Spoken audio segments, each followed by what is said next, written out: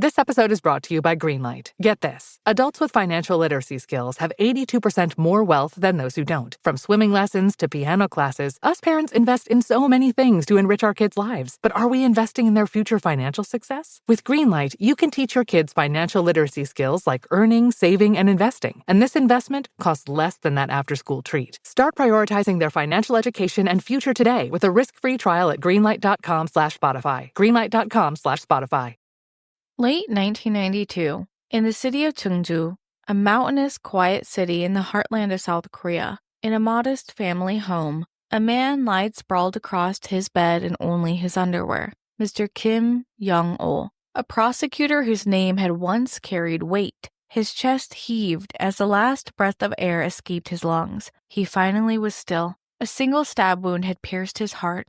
Blood pooled beneath him. His ankles were bound tight with duct tape, and the room around him was a chaos of overturned drawers and scattered belongings. At first glance, it's a robbery gone wrong. An altercation over stolen belongings leading to a fatal stabbing. But the truth would be much worse than that. This wasn't a crime committed by a stranger. Standing over him was someone believed to love him. Just earlier that night, Kim Bo-eun, his stepdaughter, stood beside him as her boyfriend plunged a knife into his heart, ending a nightmare that had festered since she was 9, a nightmare of relentless abuse that turned her home into a prison. How could she kill her stepfather in cold blood? Was it revenge, survival, or an amalgamation of the two? This is a story that just doesn't sit easy. A victim turned killer. Welcome to Korean True Crime with me, your host, Mimi Mizuko. This podcast is made possible by my amazing patrons. Thank you for your support. If you want to support Korean True Crime, head on over to Patreon. The link is in the description. You can also join us on Discord. Details are below. Warning, today's episode contains discussions about sexual abuse involving children. Listener discretion is advised.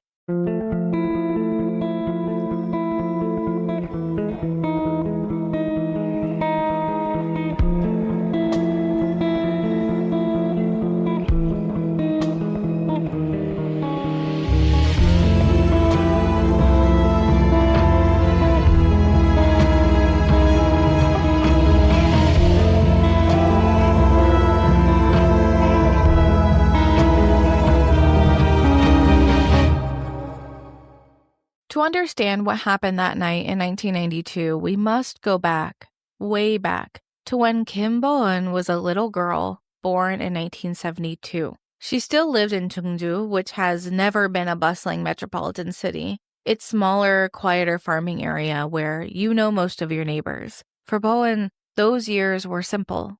They were the best. She has fond memories of her family. She had a father then, a man whose face she unfortunately would forget. Around 1975, when she was just 3 years old, he got sick. After struggling with his illness, he finally succumbed to it and passed away. Bo-eun was too young to truly understand what had happened, but she knew she lost the father she loved, and her mother lost a beloved husband. For years, her mother made it work. She worked and supported Bo-eun the best she could. For 4 years, it was all she could do. And then when Bo-eun began elementary school in 1979, her mother made a choice that she thought would make their lives easier and more stable. She couldn't give Bo-eun a good life without more money, and as a single mother, this meant she needed to remarry. Mrs. Kim married a man named Kim Young-oh, a man who 13 years later would be laying dead on the floor beneath Bo-eun. But now, she was only 7 years old. Kim Young-oh was a hell of a catch for Mrs. Kim. He was a public prosecutor who wore nice clothes and made a steady, comfortable salary.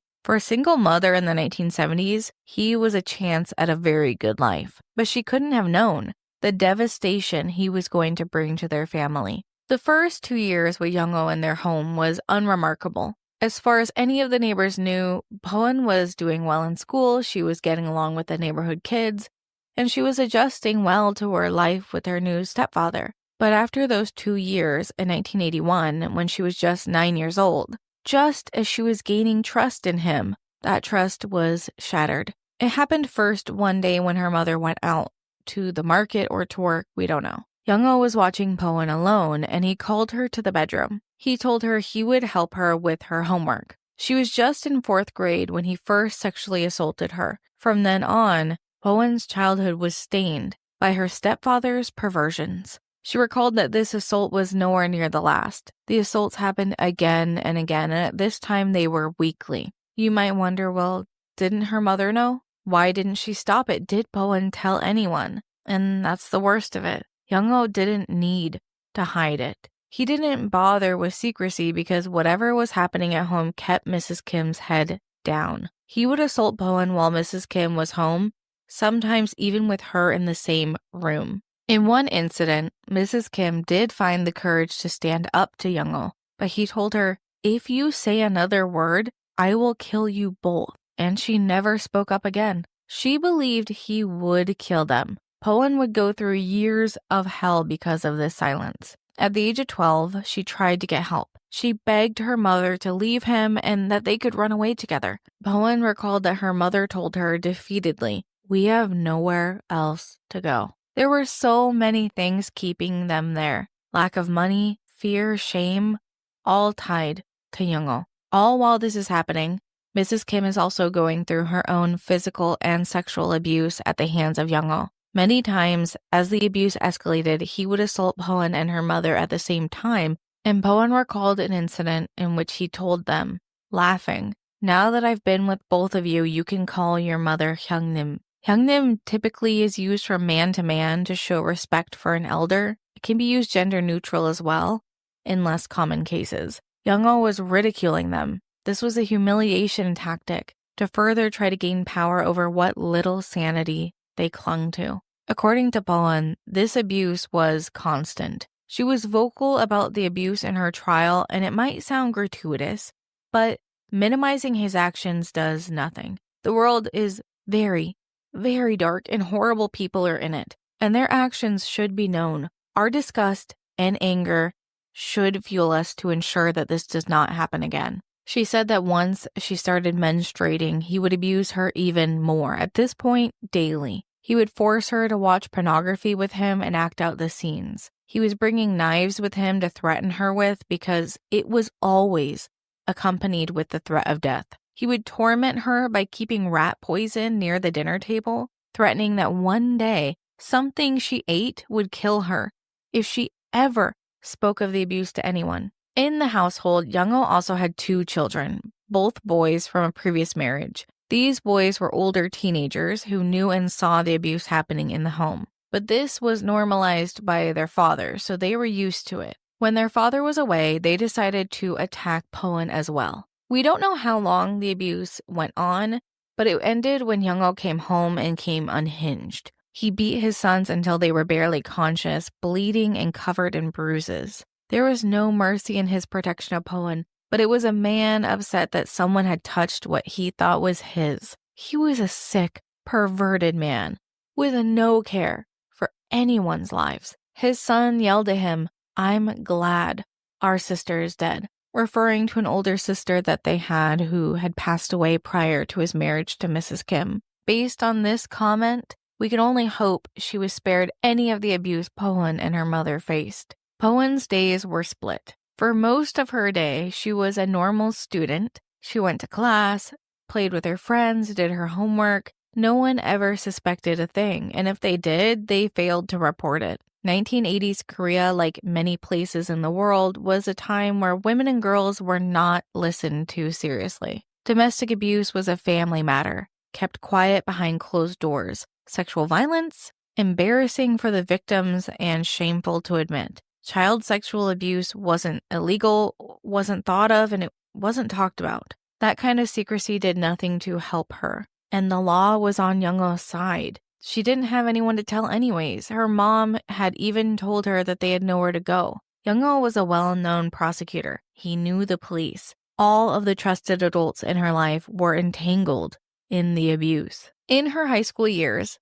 Bo-eun had become pregnant from the sexual abuse on more than one occasion, and she was taken to the doctor for abortive medications or procedures each time. Mrs. Kim tried to get a divorce at this point, but the abuse towards her worsened when she tried to leave. By the time Bo-eun graduated from high school at the age of 18 in 1991, the abuse had still continued. It had only continued to escalate. She was trapped in the cycle of hiding her pain in public and then coming home to a living hell. Until, that is, someone came into her life, Kim Jin-kwon. Let's set the scene. It's January 1992. Korea was just on the cusp of a very fast modernization and industrialization. Each year that passed, you wouldn't recognize your own town. Seoul was still boasting the 1988 Olympics, and the country was growing to meet the start of Korea's entrance into globalization. But beneath that growth, life for women was stagnant under patriarchal control.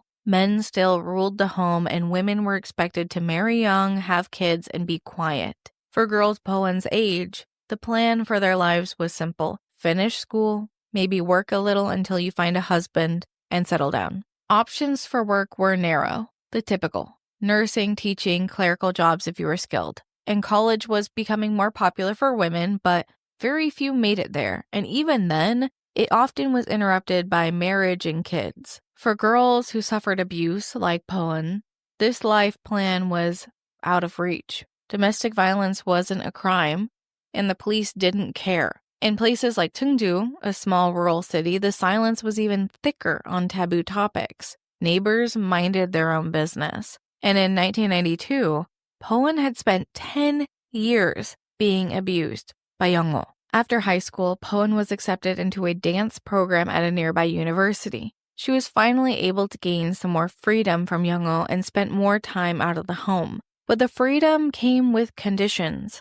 Every single choice she made was met with a fight for control. Because she was staying in the school's dormitory out of the city, she did not have to see Young-oh as often, which was a blessing. But then he would call her and ask for her exact schedule so that he would know where she was and what she was doing. He told her, if you're not in class, you need to be alone in your dormitory. And he would check that she was alone by calling her. On the weekends, she was told to return back to Chungju, where the abuse would continue. Bo-eun continued to stay silent about the abuse. According to Psychology Today, victims often fear retaliation from their abuser, especially when the perpetrator holds a position of power, like a stepfather or a prosecuting attorney. There's an instilled fear of punishment, abandonment, and escalation of the abuse if she were to seek help, even when she wasn't even in the same town. Keep in mind, her mother was still at home. Child victims also experience intense feelings of shame and guilt. From the age of 9, Bo-eun likely internalized the abuse as her own fault. This was reinforced by Young-oh's grooming and emotional abuse to shift responsibility onto her. This self-blame can worsen over time, making disclosure feel like an admission of failure. Father figures who abuse often manipulate their victims into silence through emotional coercion, and by normalizing their behavior. Over those 10 years, there's a dynamic of this just is how things are that can make a victim feel like there isn't a possibility for a better life. By the time she was 19, this manipulation might have distorted her ability to see disclosure as an option, especially since her stepfather had threatened both her and her mother's lives. Bo-eun was only a child when this abuse began at the age of 9. She lacked the cognitive and emotional tools to fully process or even articulate what was happening. Children often can't comprehend that what is happening to them is wrong, especially if it's treated as normal by the adults around them. As she grew older, the silence became a survival mechanism to protect her and her mother. By 19, anxiety, PTSD, disassociation, and depression all could have made it nearly impossible for her to even consider bringing the topic up to someone, let alone get help. So out of fear for herself and her mother, Bo-eun returned to Chungju every weekend. However, in the time she dared disobey Young-oh and spent time with her classmates, she met a boy named Kim Jin-kwon. She met him at a school event, and he was especially sweet on her. He was pursuing her with a strong puppy love, and finally she agreed to go on a date with him. Bo-eun said that Jin-kwon was someone that made her realize that the world could be a warm, worthwhile place to live. He would say that he was lucky to have met such a pretty, kind, and humble woman. They quickly became close and their affection turned into love. After some time passed, she agreed to be his girlfriend, but he noticed that she would often cancel dates, would say that she had to stay in her dorm, and never had time on the weekends. He was worried that she wasn't that interested in him, so he decided to confront her about this distance that she kept between them. Bo-eun really liked Jin-kwon, and she felt like he was someone safe to talk to. So when he confronted her, all of those feelings she'd held inside of her 10 years came pouring out. She revealed everything that had been happening to her. At first, she told him, "I'm sorry. There's something I've hidden from you. I'm a dirty woman. I'm not suitable for you." He was really shocked to hear this. He couldn't have even imagined the horrors that she would reveal as she continued. But to her surprise, Jin-kwon did not get upset or disgusted. Instead, he made a promise. He promised he would never leave her or break up with her, no matter what happened. She felt guilty, and with so many years of internalized guilt and shame, she actually begged Jin-kwon to break up with her. But he insisted that the past is the past, and he held her all night long. The biggest problem was that the past wasn't in the past. It was still happening to her. At first, Jin-kwon felt torn. He had this thought that maybe I should just run away, go start my mandatory military service. Taking on someone else's troubles is not an easy task, and I sympathize with him for not wanting to take on that risk. But he showed his true colors by staying with her. Jin-kwon told Bo-eun that he would accompany her next weekend to go to Yongo and plead with him to stop the abuse, let her go, and acknowledge their relationship. The couple made up their minds and went to go see Yongo and begged him, but he threatened them by saying, 내 눈에 흙이 들어가기 전에는 안 된다. an idiom which equates in meaning to over my dead body. Yongo at this point wasn't just a prosecutor. He was head of the General Affairs Division of the Chungju District Prosecutor's Office. He was very well known by the police, politicians, and judges, and people said they liked him. Jin-kwon wasn't swayed by his power and authority, however, and suggested they report this to the police. But Bo-eun knew that because Yongo was a senior prosecutor, nothing would come of it. When her mother tried to report him when she was just a child, the police arrived, saw Yongo, and turned right around. They didn't even try to question him. Jin-kwon and Bo-eun continued to discuss what had happened to her over the course of the next few weeks, and in early January 1992, they came to one conclusion. There was only one way for Bo-eun to escape Yongo. He needed to die. The planning began to take shape. On January 16, 1992, Jin-kwon traveled to Seoul to Changsheng-dong Market.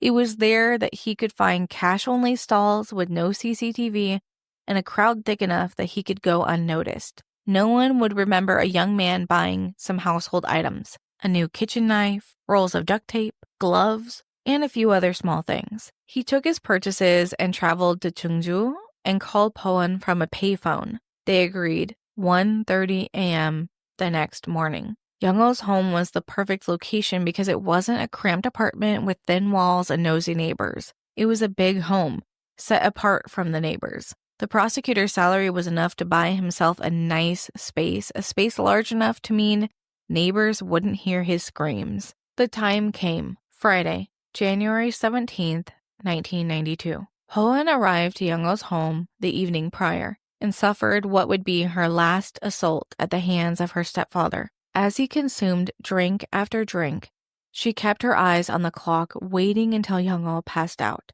When 1:30 a.m. arrived, she snuck out of the bedroom and let Jin-kwon in, who was waiting at the door ready for what was to come. He was wearing gloves, dark clothes, and handed the duct tape to Bo-eun. He kept the knife by his side and came into the bedroom. Jin-kwon was a very athletic person and had excelled in sports. He was much stronger than the intoxicated sleeping old man. First, he stepped up on the bed and moved Yongo's arms to his sides. Jin-kwon kneeled down on his chest, placing his knees on Yongo's arms, ensuring that he couldn't fight back if he woke up. He placed a hand over Yongo's mouth and struck him in the head. He admits that he whispered one final message to Yongo: "Stop hurting Bo-eun and let her go." This wasn't a plea. It was a threat. Yongo was barely awake, but he tried screaming obscenities. And when he heard this, Ting-kwon grabbed the knife and drove it into the left side of his chest, puncturing his heart,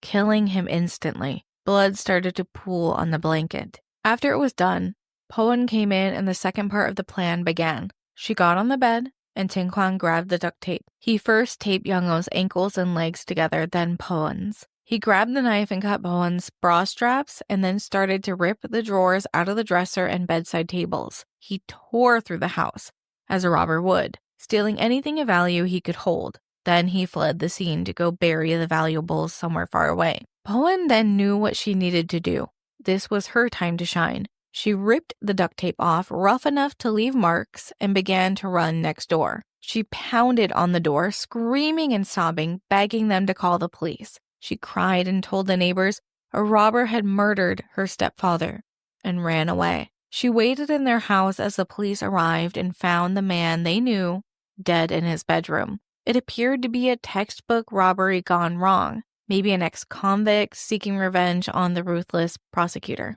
The police came in and began photographing the scene and quickly found the knife discarded on the floor. But one officer, an officer who knew Young-ho, was suspicious. Something was off. Why was Bo-eun sleeping in Young-ho's room when he was just in his underwear and she was in her underwear as well? She hadn't mentioned the robber undressing her. She was 19, nearly 20. If she was a young child, sure, sharing a bed with your parents is fine. But she was much too old to be sleeping in the same room. It was strange, and it was a detail Bo-eun overlooked. He turned his attention to Bo-eun, and as they arrived at the police station, she was jittery, sweaty, nervous. He decided to test her. He walked into the interview room and said, "I just saw your stepfather. He survived?" Her reaction was not held back. Instant raw fear came over her. She began to sob uncontrollably. The officer knew immediately she was somehow involved in the death of Young-ho. She wasn't mourning him. She wasn't surprised or happy he was alive. She was terrified that he wasn't dead. Her carefully laid plans had unraveled so quickly. Bo-eun couldn't hold it together and she crumbled. They tracked down Ting-kwon, and because of his deliberate planning of the crime, there was ample evidence that this was premeditated. Bo-eun confessed to everything. She told the police about the abuse, the anger she felt, the hurt she felt, and that she had asked Ting-kwon to help her kill Young-ho. Ting-kwon's parents were mortified when they heard the news of their son's arrest. They went to the director of the Sexual Violence Counseling Center for legal aid and formed a legal defense for both their son and Bo-eun. With their help, 22 lawyers volunteered to defend both of them for free. Going to trial was like walking into a den of hungry lions. They had murdered a beloved prosecutor. No one there was going to be on their side. April 4th, 1992, the couple went in before the Chungju District Court's Chungju branch. They were both being charged with the murder of Kim Young-ho. The prosecution had everything they needed to put the two away for a very long time. And 6 days prior to the murder, Bo-eun and Ting-kwon had met in a Western restaurant to plan the murder, including planning how Ting-kwon would obtain the knife, gloves, and duct tape at the market. Then, the phone call at the payphone solidified their plans for January 17th. At first, the prosecution tried to find a motive for the murder other than that of years of sexual assault, but the more Bo-eun revealed, the harder it was to paint Young-ho as the victim. No one could argue he was a victim of the murder, but not one without many faults. He wasn't a sympathetic victim by any means. The prosecution then tried to destroy Bo-eun's character. They painted her as antisocial and psychotic, and perhaps she was. I recognize my own bias that I understand why Bo-eun killed her stepfather. I don't condone it, but I understand it. The defense didn't deny that Bo-eun and Ting-kwon had murdered Young-ho. Instead, they leaned into the sympathy and empathy the judges should feel towards the decades of abuse she endured. The restaurant meeting wasn't a plan to kill. It was just a dark joke of an abused girl dreaming of breaking free of her stepfather's torture. Bo-eun and Ting-kwon testified that they didn't plan the murder. They planned to confront and scare Young-ho. They planned to tie him up, threaten him, and scare him into leaving her alone. Maybe rough him up a little bit. But never had they planned to kill him. But when Young-ho woke up and Ting-kwon was confronted with the villain of Bo-eun's stories, he acted without thinking. For him, it was an easy decision to kill him. For Bo-eun, a psychologist met with her to understand her mental health. They discovered that her mental age was so stunted by the abuse that she was effectively stuck in the emotional loop of being a trapped 9-year-old. When she experienced PTSD symptoms, she reverted back to a terrified little girl.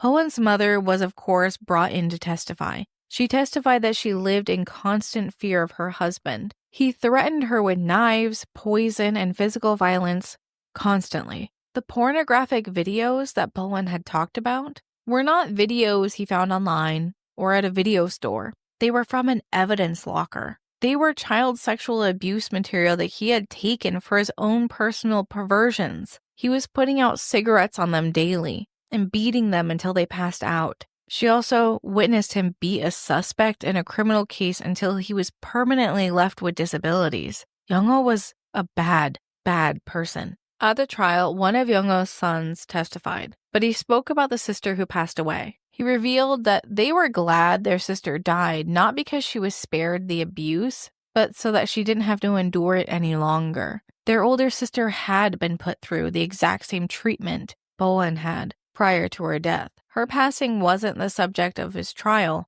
so there wasn't an investigation into her death. Then, the prosecutor spoke and was subsequently booed by the entire gallery of onlookers. He chose to suggest that Bo-eun purposefully returned back to her stepfather every weekend because she enjoyed the abuse. The gallery in this case had more than 400 people, and the courtroom documented that people cursed and booed and had to be held back from how angry they were at this insinuation. Someone in the gallery shouted, "They didn't kill a person, they killed an animal." People protested outside demanding laws on child sexual abuse to protect children from monsters like Kim Young-oh. The defense attorney continued to argue that their actions were not premeditated, rather they were in self-defense. Ultimately, that is what the case came down to. There was no arguing whether or not they actually did the crime. So that day, April 4th, the sentence was handed down. 7 years in prison for Chungju,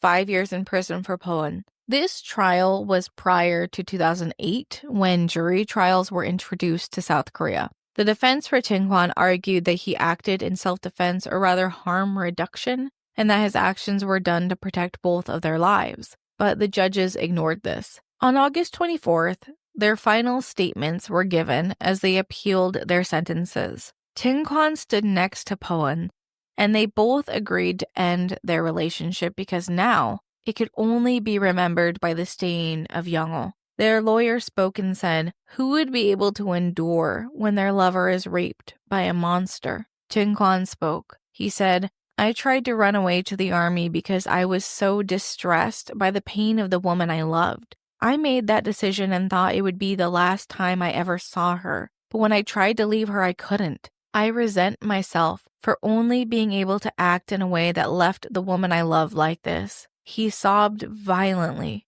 while speaking. Then, Bo-eun stepped up to speak. She was also crying. She said, "The last 7 months of my imprisonment have been the happiest of my 22 years of life. I have never been able to tell anyone about the injustice I have suffered my entire life. But now I can tell everyone I'm so relieved. I was too scared of my father to do anything. I feel guilty for killing someone, but Chungju committed the crime because of me. I am responsible for everything, so please be lenient on him." The gallery was silent for a long time. A month later, in September 1992, Judges Lee and Shim heard the story of her abuse and agreed. The two were remorseful, they had good futures, and there was a low risk of recidivism. Chungju's prison term was lessened to 5 years from the 7 years, and Bo-eun was given 3 years in prison with 5 years probation and a suspended sentence.